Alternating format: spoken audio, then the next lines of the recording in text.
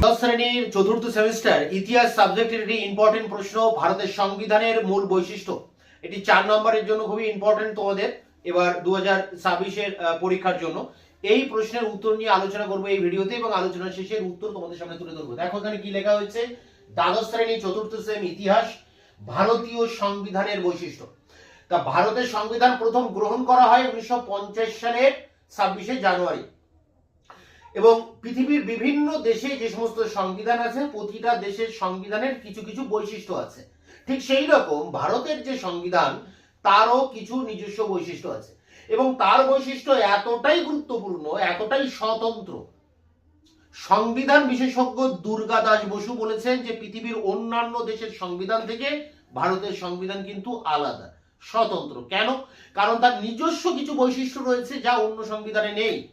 যেমন পৃথিবীর সব থেকে বড় সংবিধান ভারতীয় সংবিধান, পৃথিবীর সব থেকে জটিল সংবিধান ভারতীয় সংবিধান। তো এরকম বিভিন্ন বৈশিষ্ট্য, আলাদা আলাদা কিছু বৈশিষ্ট্য রয়েছে যেগুলো অন্য দেশের সংবিধান থেকে ভারতের সংবিধানকে একটা আলাদা মর্যাদা দিয়েছে। এখন ভারতের সংবিধানের অনেক বৈশিষ্ট্য রয়েছে, প্রায় 18-20টা বৈশিষ্ট্য যদি আমরা লিখি পয়েন্ট করে করে লিখতে পারবো, কিন্তু আমাদের যেহেতু 4 নম্বরের বা 5 নম্বরের অ্যান্সার করতে হবে তার জন্য আমাদের 4-5টা মূল বৈশিষ্ট্য লিখলেই কিন্তু হবে। তো দেখো এখানে প্রথম যে বৈশিষ্ট্য রয়েছে প্রস্তাবনা। তা প্রস্তাবনা এমন একটা জিনিস, কোনো জিনিসের মানে কোনো লেখার যে ইন্ট্রোডাকশন বা ভূমিকা, সংবিধানের প্রথম পাতাতেই প্রস্তাবনা লেখা আছে, অর্থাৎ সংবিধানের মধ্যে কি আছে তার সার সংক্ষেপ এই প্রস্তাবনাতে দেওয়া আছে, মানে এটা ভূমিকা। এখানে বলা হচ্ছে যে ভারত একটা ধর্মনিরপেক্ষ, সমাজতান্ত্রিক এবং প্রজাতান্ত্রিক রাষ্ট্র।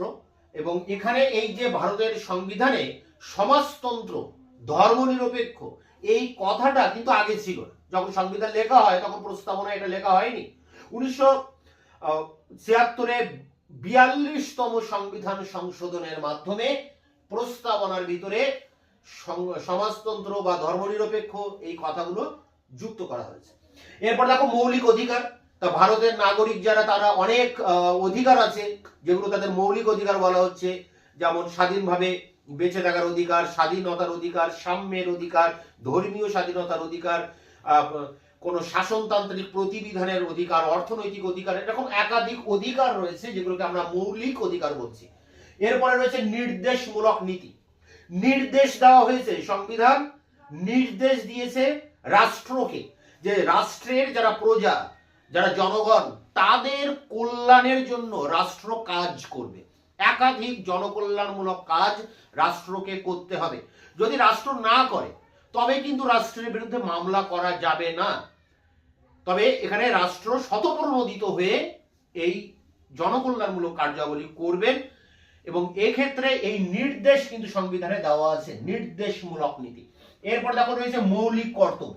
তা ভারতের নাগরিকরা যেমন মৌলিক অধিকার ভোগ করে সেরকম কিছু কিন্তু কর্তব্য তাকে পালন করতে হয়, যেমন জাতীয় পতাকার প্রতি সম্মান করা, কর দেওয়া, রাষ্ট্রকে কর দেওয়া, রাষ্ট্রীয় নির্দেশ মেনে চলা, অন্যের স্বাধীনতায় হস্তক্ষেপ না করা, এরকম একাধিক কর্তব্য কিন্তু মানুষকে পালন করতে হয়, যাকে বলা হচ্ছে মৌলিক কর্তব্য। এরপরে রয়েছে ধর্ম নিরপেক্ষতা। তা ভারত কোনো ধর্মীয় দেশ নয়, পুরো খ্রিস্টানদের দেশ, পুরো হিন্দুদের দেশ, পুরো মুসলিমদের দেশ এমন কিন্তু নয়। এ দেশে সব ধর্ম সমান। সংবিধান লেখায় সময় এটা স্থির করা হয় যে ভারত হবে ধর্ম নিরপেক্ষ একটি রাষ্ট্র। এবং এখানে যে সংবিধান প্রণেতা ডক্টর বি.আর. আম্বেদকর তিনি বলেছিলেন যে এক্ষেত্রে রাষ্ট্র কোনো একটি বিশেষ ধর্মকে পৃষ্ঠপোষকতা করবে না, তাকে কোনো রকম পক্ষপাতিত্ব করবে না। একটা রাষ্ট্রের কাছে, ভারত রাষ্ট্রের কাছে সমস্ত ধর্ম সমান এবং প্রতিটা ধর্মের মানুষরা ধর্মাচরণ করতে পারবে, ধর্মীয় রীতিনীতি অবশ্যই পালন করতে পারবে, তবে অন্য ধর্মের ব্যাঘাত না ঘটিয়ে। স্বাধীনতা প্রতিটা মানুষই ভোগ করবে, যেটা মৌলিক অধিকারের প্রথমে রয়েছে। কিন্তু স্বাধীনতা ভোগ করা মানে এই নয় যে অন্যের স্বাধীনতায় হস্তক্ষেপ করা, অর্থাৎ যে স্বাধীনতা ভোগ করবে তাকে এটাও মাথায় রাখতে হবে যাতে অন্যের স্বাধীনতায়ও যেন সে হস্তক্ষেপ না করে। তাই ধর্মনিরপেক্ষ এই 5টি পয়েন্টকে বা বৈশিষ্ট্যকেই উল্লেখ করলেই সংবিধানের 4টি বৈশিষ্ট্য বা 5টি বৈশিষ্ট্য এইভাবে পরীক্ষায় আসবে এবং সেটা তোমরা লিখতে পারো।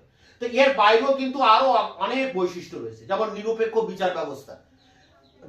বিচার যাতে নিরপেক্ষ হয় তার জন্য আদালতকে অনেক বেশি ক্ষমতা দেওয়া হয়েছে এবং ভারতের সংবিধানের রক্ষক হিসেবে, বিচার ব্যবস্থার রক্ষক হিসেবে সুপ্রিম কোর্টও কিন্তু একটি প্রতিষ্ঠিত হয়েছে।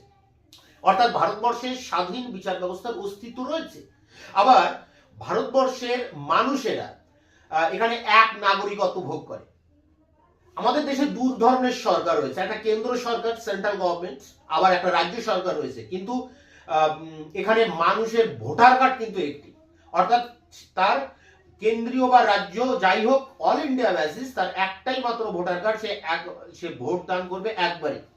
আমেরিকাতে কি হয়, আমেরিকাতে কিন্তু মানুষের দুটো করে কিন্তু ভোটার কার্ড রয়েছে, একটা হচ্ছে কেন্দ্রীয় ভাবে, একটা বিভিন্ন স্টেট বা প্রদেশের উপরে বেস করে। তাই ওখানে দ্বি নাগরিকত্ব ভোগ করে আমেরিকান মানুষেরা, কিন্তু ভারতবর্ষে কিন্তু মানুষেরা এক নাগরিকত্ব ভোগ করে। দেখো, ভারতের সংবিধান লেখার সময় আমেরিকার সংবিধানের ভালো ভালো জিনিসগুলোকে নিয়ে নেওয়া হয়েছে, আয়ারল্যান্ডের সংবিধানের ভালো জিনিস নেওয়া হয়েছে, ইংল্যান্ডের সংবিধানের ভালো জিনিসটা আমাদের সংবিধানের মধ্যে অ্যাড করা হয়েছে।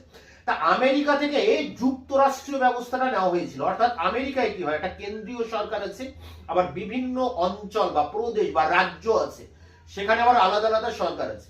তো এই ভারতবর্ষও কিন্তু একই অবস্থা। পশ্চিমবাংলায় একটা আলাদা সরকার, টিএমসি সরকার, আবার কেন্দ্রে বিজেপি সরকার। তাহলে এখানে দুটো সরকারের অস্তিত্ব রয়েছে, অর্থাৎ এখানে যুক্তরাষ্ট্রীয় ব্যবস্থা। তবে যুক্তরাষ্ট্রীয় ব্যবস্থা থাকলেও একটি কেন্দ্রীয় প্রশাসন আছে, কেন্দ্রীয় প্রশাসনকে সর্বোচ্চ ক্ষমতা দেওয়া হয়েছে। যদিও ভারতের এই যুক্তরাষ্ট্রীয় ব্যবস্থার প্রকৃতি নিয়ে কিন্তু অনেক রাষ্ট্রবিজ্ঞানীদের মধ্যে তর্ক বিতর্ক রয়েছে, সে প্রসঙ্গে যাচ্ছি না। আর অন্যান্য বৈশিষ্ট্যের মধ্যে যেমন বলা হয়, ভারতের সংবিধানে যারা তপশিলি জাতি, এসসি, যারা তপশিলি উপজাতি, যারা শিডিউল ট্রাইব, এসটি, যারা অনগ্রসর শ্রেণী যারা রয়েছে, আদার্স ব্যাকওয়ার্ড ক্লাসেস, ওবিসি, এদের জন্য বিশেষ ব্যবস্থা, বা সংরক্ষণ ব্যবস্থার কথা বলা হয়েছে সংবিধানে। তো এই ছিল ভারতীয় সংবিধানের সংক্ষেপে এর কয়েকটি বৈশিষ্ট্য তোমাদের সামনে বললাম। এগুলোই শুধুমাত্র পয়েন্ট করে, 4-5টি পয়েন্ট করে একটু 1-2 লাইন করে লিখলে এর অ্যান্সার কমপ্লিট হয়ে যাবে। এবার আমি এর যে উত্তর রয়েছে সেটা অন স্ক্রিনে তোমাদের সামনে তুলে ধরছি। দ্বাদশ শ্রেণী ইতিহাস, ভারতীয় সংবিধানের মূল বৈশিষ্ট্য আলোচনা করো, 4 বা 3 নম্বরের প্রশ্ন। বা আসতে পারে ভারতীয় সংবিধানের 4টি বৈশিষ্ট্য আলোচনা করো। তো প্রথমে সূচনা। 1950 সালের 26শে জানুয়ারি ভারতের সংবিধান কার্যকরী হয়। বিশ্বের বেশিরভাগ দেশের মতো ভারতীয় সংবিধানেরও কিছু নিজস্ব বৈশিষ্ট্য রয়েছে। এইসব বৈশিষ্ট্য থেকে ভারতীয় সংবিধানের প্রকৃত রূপ বুঝতে পারা যায়। সুবিখ্যাত সংবিধান বিশেষজ্ঞ দুর্গা দাস বসুর মতে আপন বিশিষ্টতার জন্যই ভারতীয় সংবিধান পৃথিবীর অন্যান্য দেশের সংবিধানের থেকে স্বতন্ত্র।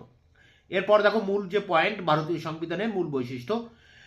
ভারতীয় সংবিধানের 5টি মূল বৈশিষ্ট্য হলো, প্রথমে রয়েছে প্রস্তাবনা। ভারতীয় সংবিধানের একটি প্রধান বৈশিষ্ট্য হলো তার প্রস্তাবনা। এই প্রস্তাবনার দ্বারা সংবিধান প্রণেতাগণ এর উৎস, উদ্দেশ্য এবং রাষ্ট্রীয় কাঠামো বর্ণনা করেছেন। 1976-এর 42তম সংবিধান সংশোধনের দ্বারা প্রস্তাবনার সঙ্গে সমাজতান্ত্রিক ধর্মনিরপেক্ষ শব্দ দুটি যোগ করা হয়। 2. মৌলিক অধিকার।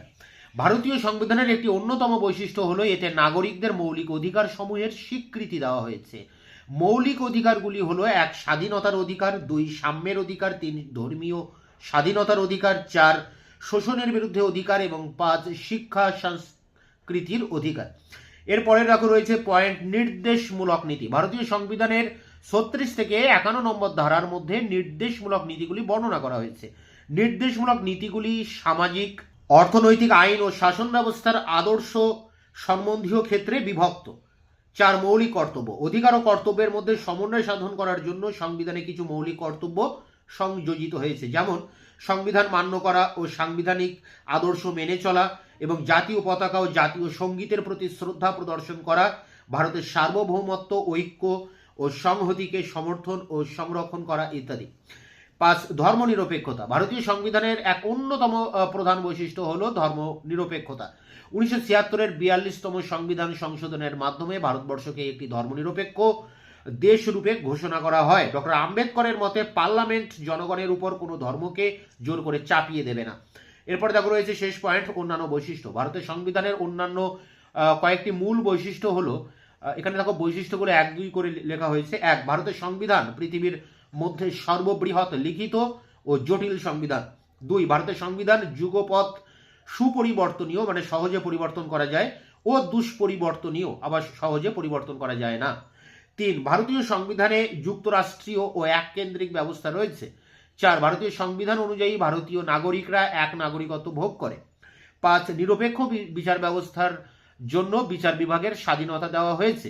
এরপরে 6, এটি শেষ, দেখো সংবিধানের 16 অংশে 300 থেকে 400 নম্বর ধারায় তপশিলি জাতি এসসি, উপজাতি এসটি ও অন্যান্য অনগ্রসর শ্রেণীর অর্থাৎ ওবিসি দের জন্য বিশেষ সংরক্ষণের ব্যবস্থা রয়েছে।